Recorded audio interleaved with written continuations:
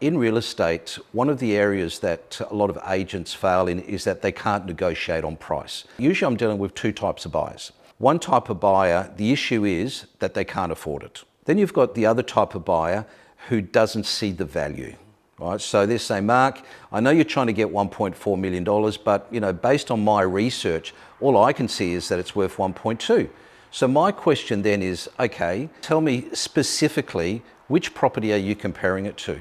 Because I know everything that's sold, and chances are that I'm the person that sold it. I'm comparing it to 21 Carlton Terrace.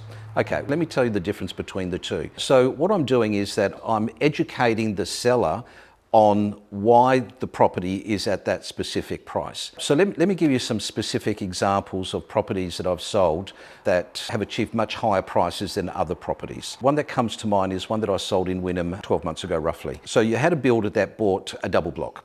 They built one house on one block. I sold that property, and then they built on the block next door. So what happened is that the people that I sold to went with another agent, and that property sold for 1.2, roughly about, I think it was 1.25 million. Now, the house that's next door, the sellers contacted me and said, Mark, we want you to sell our house. I said, look, I think it's worth probably in the area of $1.4 million.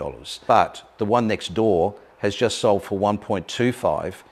It's exactly the same block. Your floor plan's exactly the same. The difference is they've got a pool, you don't have a pool. And the perceived value of a pool used to be $50,000. Now maybe it's about $100,000. So that's the challenge that we've got, but it's one that I'm used to dealing with. And this one here, it's not like it sold 6 months earlier or 12 months earlier in a much better market. It literally settled the Friday, and mine came on the market on the Thursday. So it was a very close sale. And 7 days later, I managed to sell it for $150,000 more, and it didn't have a pool. So that's an example of many examples of properties that I've sold, whether they're next door, whether they're across the road, whether they're in the next street, where I've had to deal with the fact that another agent has undersold a property, and I've still managed to get a really good price for my seller.